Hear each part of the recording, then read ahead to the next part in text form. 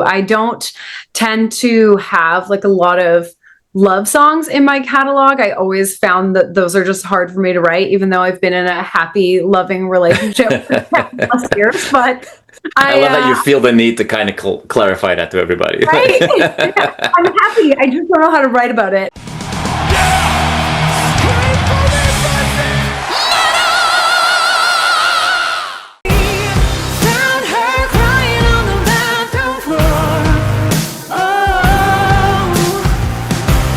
Nix, it's wonderful to see you.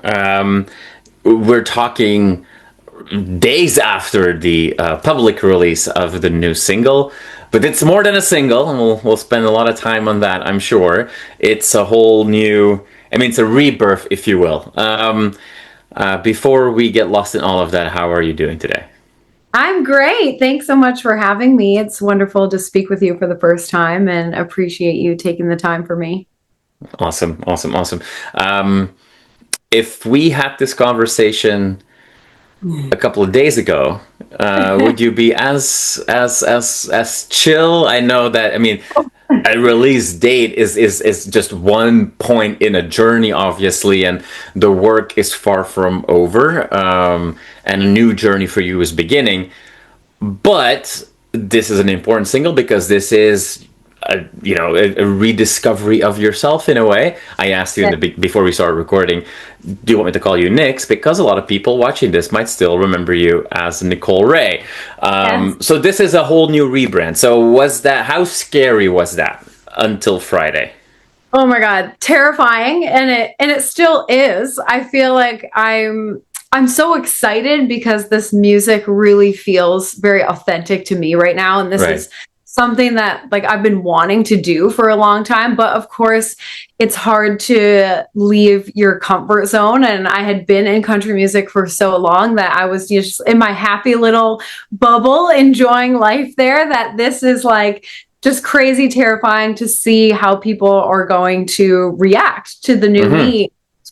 And it's also like starting over from day one because, I've had this experience as an artist, and as you release singles and album, you get more traction and support. And so I've had this ongoing support that has grown as I've put out music. But now this is like day one. Like the people that I'm pitching this music to are completely different people that don't know me or, my past. So it's like I'm trying to keep my expectations in check, because it's I'm obviously not going to just like blow up off this first thing. And when people don't know who I am yet in this genre. I'm really trying to just enjoy the experience, remind myself that this is like the music that I really want to put out, and just hope that it finds the right people.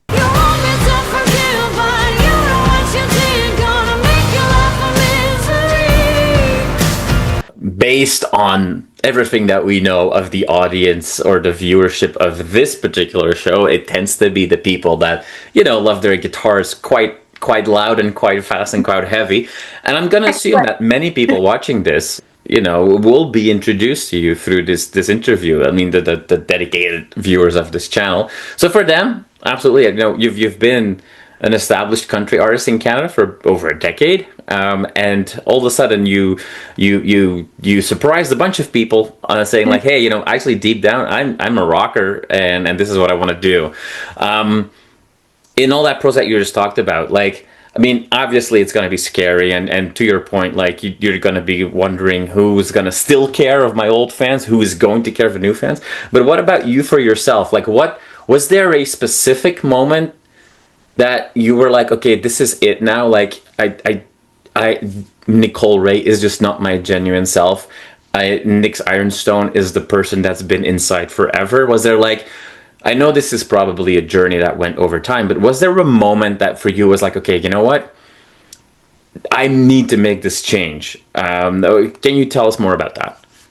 Yeah, I think honestly, when I hit my 30s, it was like, okay, now I, need to really be doing what I want to do in life. And I really enjoyed my time in country music, but I always felt that I was like a little bit on the outside. None of my music was ever traditional country. I was always sort of pushing the boundaries as it was. And I think I was just like scared to take that extra step to be like, you know what? I shouldn't even be here. I just want to make a rock record. And I got comfortable, like I said. And then as soon as I hit my 30s, I was like, you know what? I've just reached this point in my life where I just care less what other people think about me. Like, I'm not trying to impress certain people in this genre anymore. I just want to make music for me that I love, and I obviously hope it finds an audience. But I think that just hitting that milestone sort of like gave me the courage to make the decision to go for it. Yeah. And in a way, you're still, to add the on top of the potential anxiety or fear that you feel, let's just, hammer that down for a second. Both Nicole Ray and Nix Ironstone are kind of positioned as name bands, if you will, right? Like, it's still under your artistic name. So either way, there's really nowhere to hide. Like, if you are the singer of a band called the Ironstones, for example, it might be slightly less pressure. So did you like that emotion living up to this release? Like, do you feel, is it hard for you to keep that out of your personal life in a way? Is it possible for you to kind of detach yourself from that? Or because it's like, hey, it's your name, people are going to look at what you're doing, do you feel that pressure all the time? I definitely do. Being a solo artist, and everything I put out is me. It's my life. It's my words. It's my stories. And I think all artists, to a certain extent, want to keep some of their life private or just for them. But also with social media, there's so much pressure to like share everything you're doing all the time, 24 hours a day. So it's hard to have that separation. And especially with this name change for me, it comes from a music place, but it also comes from a personal place.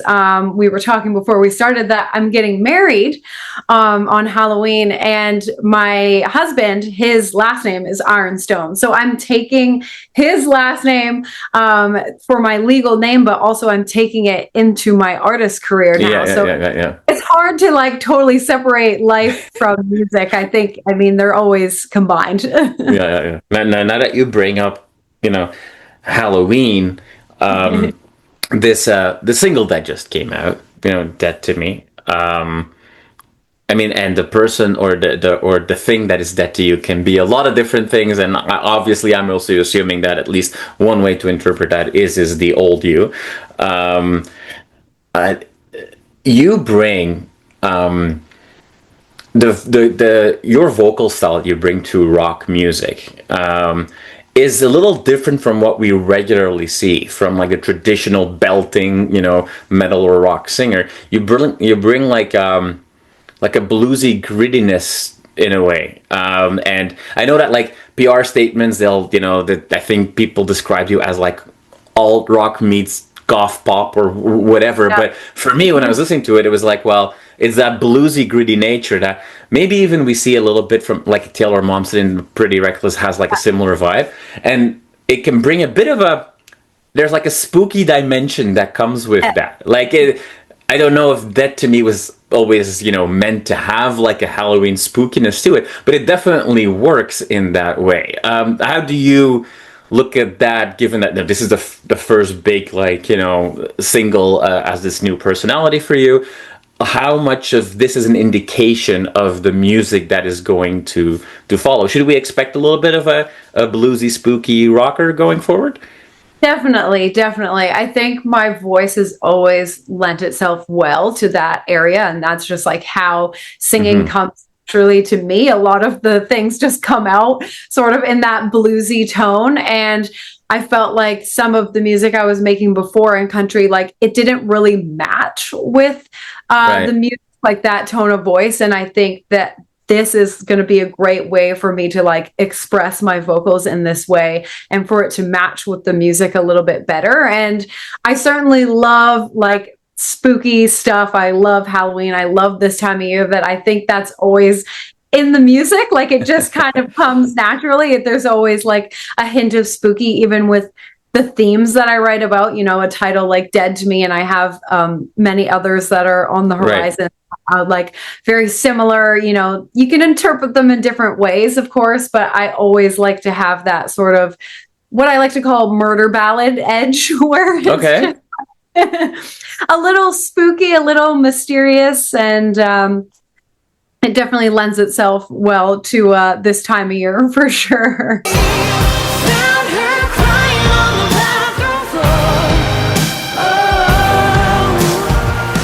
I mean, in today's world, it's quite common these days to have, especially with the introduction of a new artist, especially one that is surrounded by a professional team. Like, you're not quite a teenager going to sing in bars for the first time to kind of see what being a singer is all about. Not saying that you would never sing in a bar anymore, but it's quite common to see, like, you know, waterfall releases with multiple singles, potential EP, before we get like a big album. What can we, in 2026, what can we keep our eyes open for? Yes, I'm really hoping to put out another single at the top of 2026. We already have one in the works that I'm really excited about too. I don't tend to have like a lot of love songs in my catalog. I always found that those are just hard for me to write, even though I've been in a happy, loving relationship for 10+ years. But I love that you feel the need to kind of clarify that to everybody. Right? Yeah, I'm happy. I just don't know how to write about it.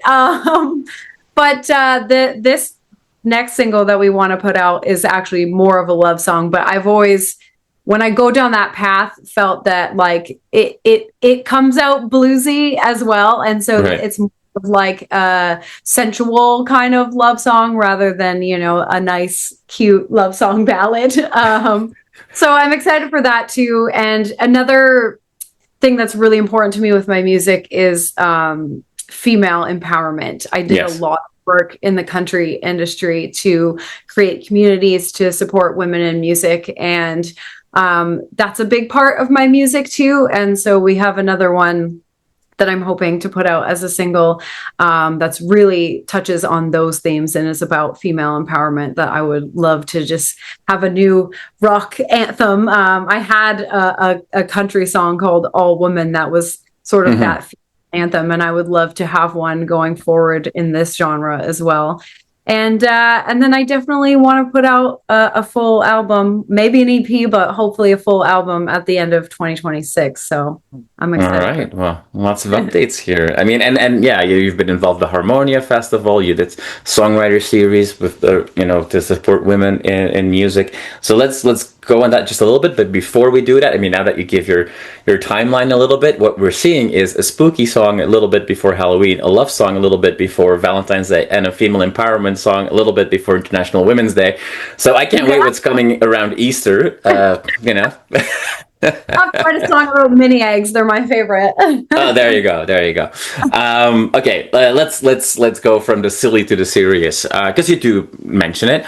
I'm not very at home in the country world by far. I've had a few. You're not the only country artist that in the last few years has embraced more of like a gritty, darker and heavy sound. You know, like we've had the White Buffalo on the show, we've had Tim Montana on the show, but it's like I said, I'm not quite known in that world, and I have no idea what it's like to be, you know, there's obviously a clear big female audience and also a big female representation on stage. I don't know how much both that audience and that artistic representation feels shackled to stereotype or expectations. In metal, or in the world of rock and metal, we have like sometimes a really interesting and weird, you know, idiosyncrasy or discrepancy where, you know, the world of hard rock and metal can be the most welcoming, inclusive space, a most progressive place that you can imagine, but at the same time can also be extremely backwards and conservative. And then it kind of maybe depends also a little bit on like which particular subgenre we're talking about and which specific region and so on and so on. As it's clearly important to you, what's your take on this? Like, what are you seeing as somebody that is like embracing this more and stepping into this world more proactively, that what do you feel you can take from what you've done in the past in the country scene and bring it to the rock and metal scene? Just want to get your perspective on that.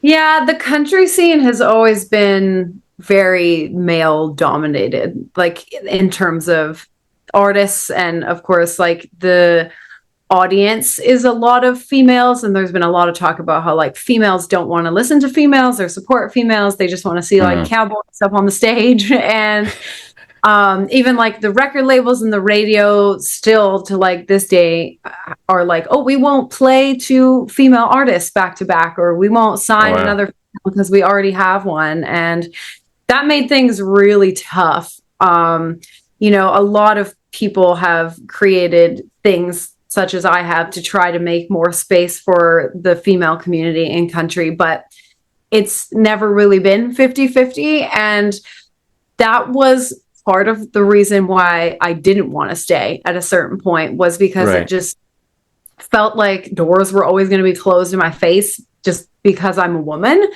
And I mean, I know every genre and every industry has their problems, and you know, it's not all perfect, but like this genre to me seemed like it was a lot more welcoming to women, and like I could see a lot more females being promoted and a lot of females rising, and it just felt like, well, maybe this is a space for me. Like, you know, if this is the music I want to make and they actually love women, like why am I not over here?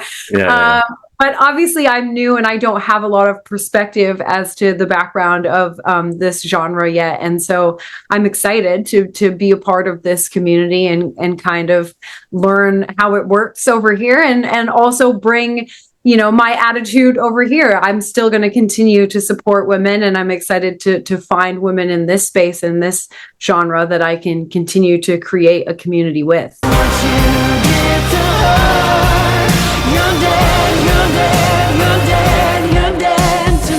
What's a country sin of yours that you would like to get off your chest through this Well, honestly, like I wish that country was like more inclusive to all communities too. Like they're not great when it comes to like the queer community either.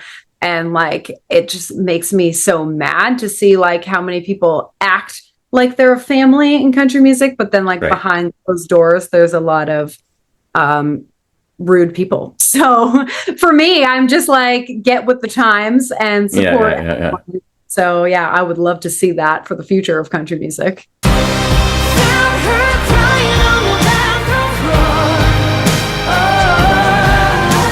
We know that we can expect more music from you as the new year comes, but when are we going to see you on a stage? Oh, hopefully soon. I mean, I have a couple shows on the calendar already, but hoping that with the new music out to plan a bit more of a tour. But I'm so new to this space. So like I've been already planning ahead, trying to apply to rock festivals for 2026. But I'm new, so hopefully some people will give me a chance in this world, and hopefully we'll have lots of dates to put in the calendar for the summer ahead.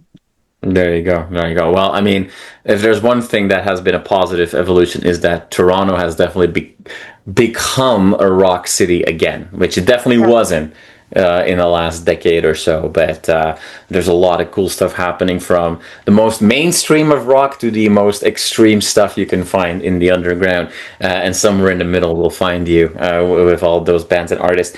Nix, I'm very excited to see what's coming next. I hope shows will be announced. I obviously hope that a hometown show will be amongst those, so that we can all here in Toronto see you on a stage as soon as possible. But in the meantime, we'll have the song that we can party to, and it's good to have you join the family. Well, thank you so much for your time. I really appreciate it, and I wish you all the best with the continued release cycle of the single. But obviously, I want you to have the most happy of Halloweens possible in a few weeks. Thank you very much. Thanks so much for taking the time, and so glad to be a part of the family.